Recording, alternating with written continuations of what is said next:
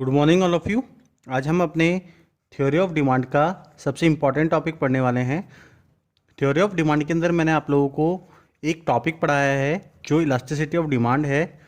Elasticity of demand के अंदर हमने ये समझा था कि जो इलास्टिसिटी ऑफ डिमांड होती है वो ये रेस्पॉन्स बताती है कि डिमांड और हमारी प्राइस के बीच में किस तरीके का रिलेशन है, और जो प्राइस है अगर उसके अंदर कोई भी परसेंट का चेंज आ रहा है तो उस पर डिमांड में कितना चेंज आएगा। तो जब हम इलास्टिसिटी ऑफ डिमांड निकालते हैं तो उनके अंदर हमें 5 डिग्रीज देखनी होती है, जो कि मैंने आपको बताया था कि जो 5 डिग्रीज हैं हमारी ईओडी की, उसमें सबसे पहले नंबर 1 पे है E equals to infinite, means it is perfectly elastic demand. और उसके बाद मैंने आपको सेकंड जो पॉइंट बताया था, मीन्स सेकंड जो डिग्री बताई थी वो बताई थी E इक्वल्स टू 0, जिसका मतलब है परफेक्टली इन इलास्टिक डिमांड।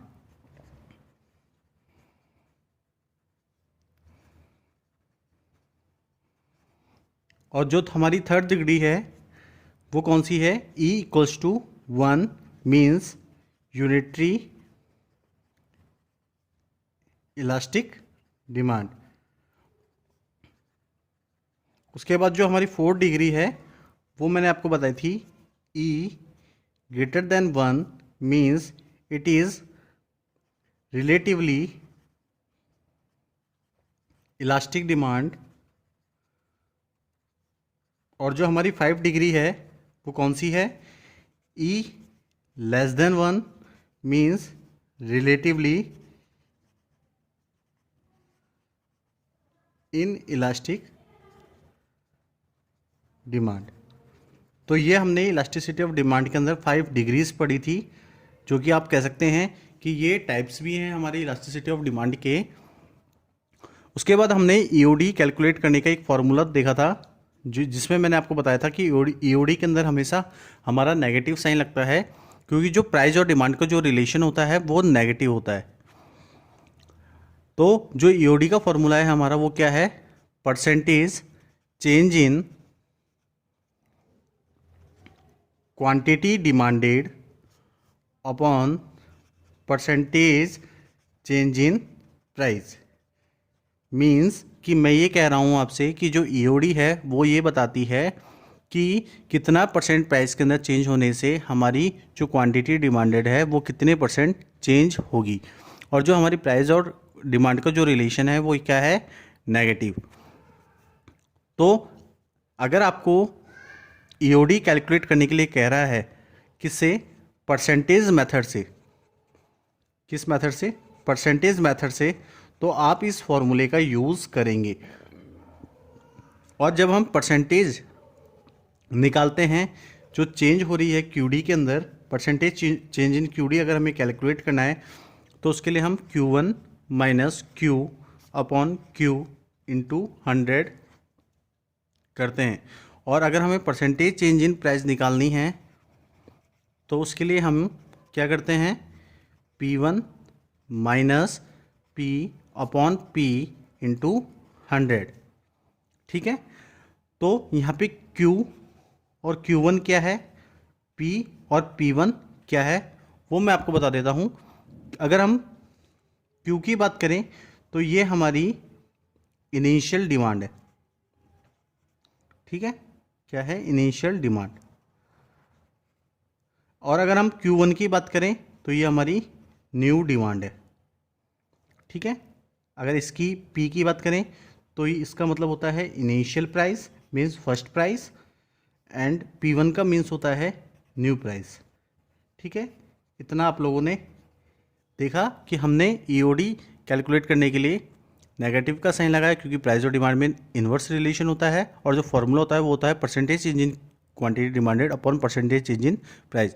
अगर हमसे ईओडी परसेंटेज मेथड में पूछ रहा है तो अगर हमें परसेंटेज निकालना है क्यूडी के अंदर कितना चेंज हो रहा है तो उसके लिए हम Q1 minus Q upon Q into 100 करेंगे।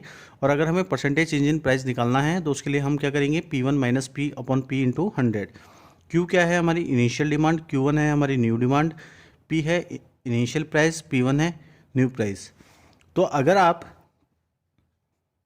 इस इक्वेशन को, इन दोनों इक्वेशन को आप यहाँ पुटअप करते हैं तो आपको क्या रेस्पॉन्स मिलता है वो मैं आपको बताता हूँ।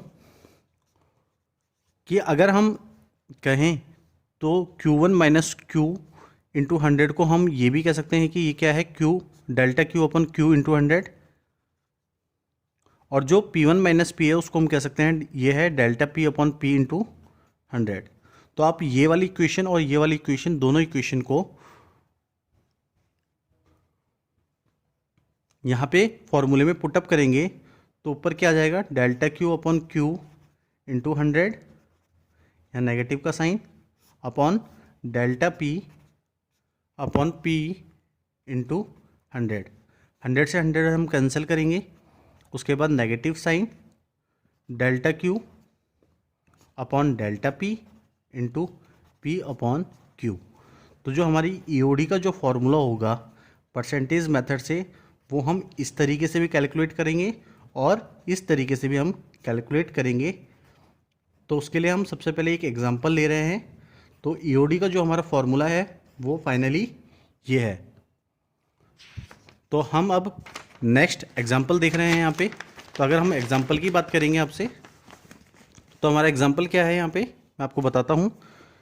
कि सपोज़ करें कि P तो है हमारी 4 रुपीज़, ठीक है, और P1 क्या है हमारी 5 रुपीज़। तो आपने क्या देखा कि जो प्राइस है हमारी वो यहाँ पे इंक्रीज़ हो रही है। पहले जो प्राइस थी किसी प्रोडक्ट की, कमोडिटी की, वो 4 रुपये थी। अब उसकी जो नई प्राइस है वो 5 रुपये है।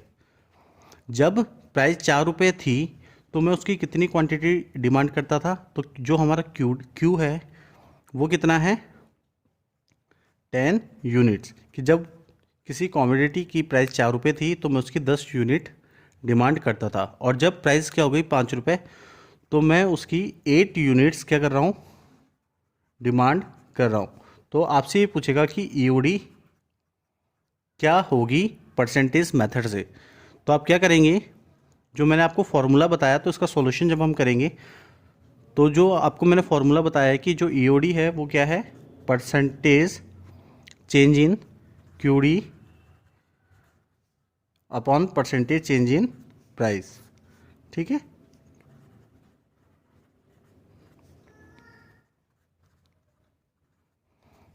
तो आपको मैंने बताया था कि जो फॉर्मूला है उसके अंदर हम क्या पुटअप करेंगे, delta Q upon delta P into P upon Q।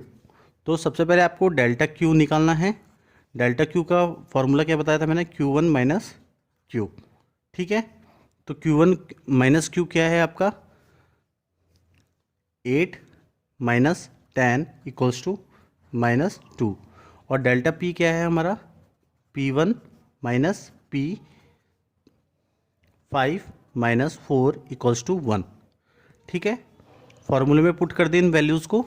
तो नेगेटिव साइन -2 अपॉन 1, P आप देखें क्या है 4 और Q क्या है 10। तो आप इसको कैंसिल कर दें, 2 1 जा 2, 2 5 जा 10। तो ये क्या आ जाएगा, पॉजिटिव का 4 अपॉन 5। तो जब हम इसको डिवाइड करेंगे तो हमारे पास आंसर क्या आएगा, 0.8। तो जो EOD हमारी जो कैलकुलेट हुई है वो क्या आई है, 0.8। तो 0.8 का मतलब क्या हुआ कि E जो है हमारी वो क्या है, लेस देन 1 है, means it is a relatively in elastic demand, ठीक है। एक एग्जांपल और हम कर रहे हैं, एक एग्जांपल और हम लोग कर रहे हैं, और उस एग्जांपल में हम अब देखेंगे नेक्स्ट चीज़ कि अगर P हमारी 6 रुपीज़ है और हमारी P1 7 रुपीज़ है। Q हमारा, जब हम P इनिशियल प्राइस कर रहे थे किसी कमोडिटी की तो 6 रुपीज़ थी, और जब 6 रुपये थी किसी प्रोडक्ट की प्राइस तो मैं उसकी 100 यूनिट्स डिमांड करता था। और जब प्राइस हो गई थी 7 तो मैं उसकी 70 यूनिट्स क्या करता हूँ, डिमांड करता हूँ। तो EOD कैलकुलेट करनी है हमें। तो उसके लिए हमें सेम ये वाला फॉर्मूला लगाना है जो मैंने आपको ऊपर बताया था। तो हमें फॉर्मूले के अकॉर्डिंग क्या क्या चीज़ चाहिए होती हैं, minus delta Q upon delta P और पी अपॉन क्यू। ठीक है, तो हमें डेल्टा क्यू निकालना है। डेल्टा क्यू क्या हो गया, Q one minus Q. Delta P means P one minus P. अगर हम क्यू वन माइनस क्यू करेंगे तो कितना है, 70 माइनस 100 इक्वल्स टू माइनस 30। और पी वन माइनस पी करेंगे हम तो 7 माइनस 6 इक्वल्स टू 1। ठीक है, उसके बाद इन वैल्यूज़ को आप फॉर्मूले में पुट कर देंगे तो ईओडी क्या हो जाएगा, negative minus 30 upon 1 into 6 upon 100। ठीक है, तो आप इसको कैंसिल कर दीजिए, 0 से 0 कैंसिल हो जाएगा, 2 3 जा 6 एंड 2 5 जा 10। तो ये हो जाएगा 9 अपॉन 5। ठीक है, और 9 अपॉन 5 को करेंगे तो 1.8 हमारा आंसर आएगा। तो जो ईओडी है हमारी वो क्या निकली है, 1.8। तो 1.8 का मतलब क्या है, ये हमारी ई ग्रेटर देन 1 है, तो इसको हम कहेंगे ये हमारी कौन सी है, रिलेटिवली इलास्टिक डिमांड। ठीक है,